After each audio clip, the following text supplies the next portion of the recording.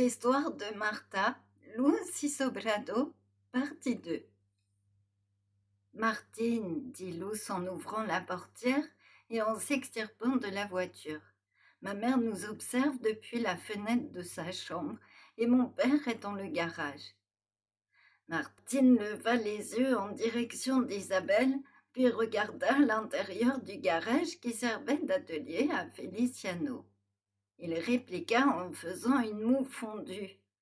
Ta mère est ravie. Elle organise ce mariage depuis si longtemps. Et ton père, eh bien, il va falloir qu'il s'y fasse. La fille à son papa n'est plus. Il a donné sa bénédiction. Tu sais, Luz, je reconnais que j'étais un idiot quand nous étions petits et que parfois je pouvais être très taquin. Mais c'était uniquement pour que tu me remarques. Je prendrai bien soin de toi et tu auras tout ce que tu voudras. Luz avait bien cerné Martine en quelques heures à peine, malgré sa tenue de luxe tirée à 4 épingles pour centrer l'attention vers une illusion. Mais à la suite de ces mots, elle ne sut quoi dire et ressentait une forme de sincérité dans les paroles de Martine. Tout se chamboulait dans son cœur et dans son esprit. Se pouvait-il qu'elle se soit trompée? Se pouvait-il qu'elle l'ait mal jugée? Oui, je sais bien, Martine, répliqua-t-elle, mais je préférerais que nous soyons que tous les deux pour ce moment spécial, tu comprends? Pourras-tu venir me chercher demain après la messe? Je t'emmènerai sur la côte, nous y serons plus tranquilles. Martine, fripon comme un luron, à l'idée que la partie était gagnée et que Luz était folle amoureuse de lui, lança. D'accord, ma jolie, et n'oublie pas que je gagne à être connue. Il partit ensuite sur les chapeaux de roue comme d'habitude et manqua de renverser un paysan qu'il régna injustement et déraisonnablement sous les yeux orageux de Luz et Feliciano. Finalement, non, elle ne l'avait pas mal jugé. Elle embrassa son père et monta directement dans sa chambre. Pendant qu'elle se changeait, elle raconta son après-midi à Nati. Oh, ma très chère sœur, si tu savais, quel horrible type! Il est comme dans mes souvenirs. Qu'y a-t-il, Luz? Ça ne s'est pas bien passé? Demanda Nati, intriguée par le comportement vibrillant de sa petite sœur. Si, ma chère sœur, mais il est agaçant, arrogant et grandiloquent. A-t-il eu un mauvais comportement avec toi? Non, pas avec moi. Alors raconte, qu'est-ce qui te déplaît tant chez Martine? Est-ce que tu ne fais pas ton mauvais caractère? Premièrement, je n'ai pas un mauvais caractère. Deuxièmement, il parle tout le temps de lui. Et troisièmement, il pense que tout le monde est à son service. Lorsqu'il a appelé la serveuse, il a claqué des doigts et à l'instant, en repartant chez lui, le traversait la rue avec son bourreau et il a failli l'écraser. Pour couronner le tout, il lui a crié dessus. Je ne peux pas accepter cela. C'est un homme odieux. Luz, je comprends, mais ce ne sont que des broutilles. Il est vraiment très beau. Et l'autre jour, il a porté mes commissions jusqu'à la maison. Donne-lui sa chance et tout s'arrangera, tu verras. Allez, viens, nous allons bientôt dîner. Santi, le meilleur ami de Juanella, tu te souviens de lui? Lorsque Luz entra dans la salle à manger et qu'elle vit Santiago, elle ressentit quelque chose qu'elle ne connaissait pas, naviguant entre des a priori provoqués par ses cheveux longs et ourlés, ses modestes nippes, ainsi que son odeur d'eau salée, et un sentiment d'apaisement amené par sa voix calme et chaleureuse. Il était en pleine conversation avec Juan, mais elle ne parvenait pas à entendre ce qu'il disait. De ce fait, et pour en savoir un peu plus, elle tira bruyamment la lourde chaise, puis s'assit à côté de lui. Surpris, il se leva instantanément et se décala en disant « Bonjour, Luz, ça fait longtemps que je ne t'avais pas vue. »« Bonjour, Santi. J'arrive à m'asseoir toute seule, tu sais, je n'ai plus 5 ans. » En souriant par cette remarque spontanée, Sandy plongea ses beaux yeux bleus dans ceux de Luz et répondit: Où en es-tu de tes études? Tu souhaites toujours faire une licence en économie? Le sobrado, qui n'avait manqué aucune conversation de la famille, sentait le cœur de sa jolie Luz battre à 1000 à l'heure, car Sandy se souvenait de ce qu'elle lui avait dit plusieurs années auparavant. Touchée, elle répondit: Oui, absolument.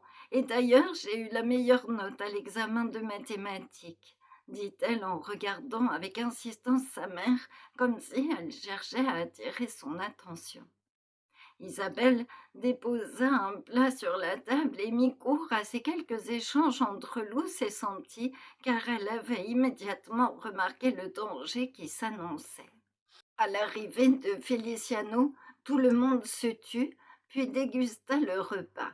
Les conversations reprirent, mais Luz n'écoutait plus et lâchait son regard dans le sobrado. Pendant la nuit, elle ne cessa de penser à Santi, ce brillant étudiant en droit désireux d'ouvrir un cabinet pour défendre les droits des citoyens les plus pauvres.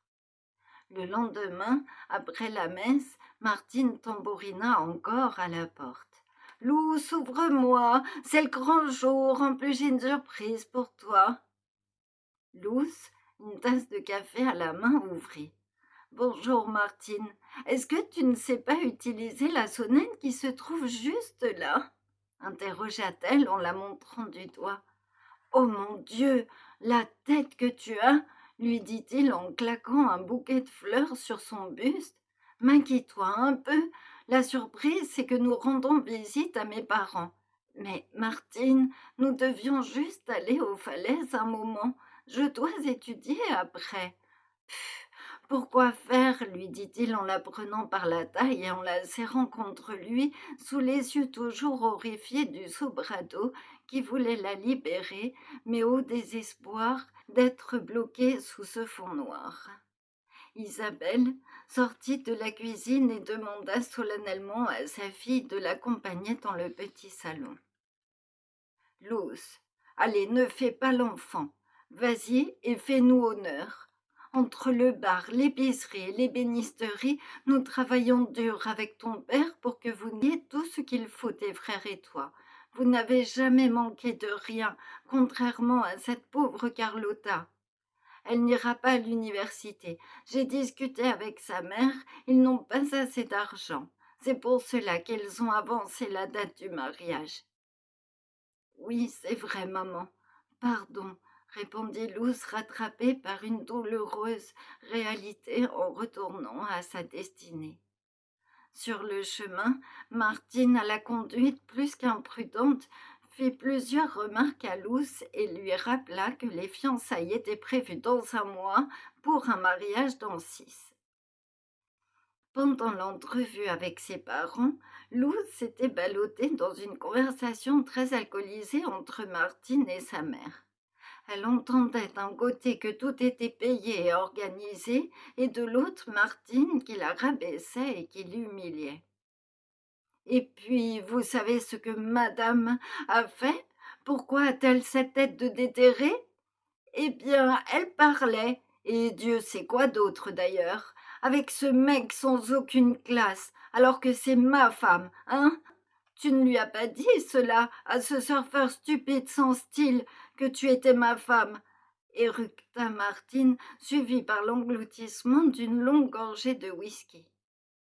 La pauvre Luz, très embarrassée mais déterminée, se leva et pria Martine de la ramener. Il claqua la porte de l'entrée, puis celle de la voiture. En arrivant devant chez elle, Luz, soulagée, attrapa la poignée pour sortir. D'un coup sec, Martine se mit entre elle et la portière et lui ordonna de l'embrasser en posant sa main sur son corsage.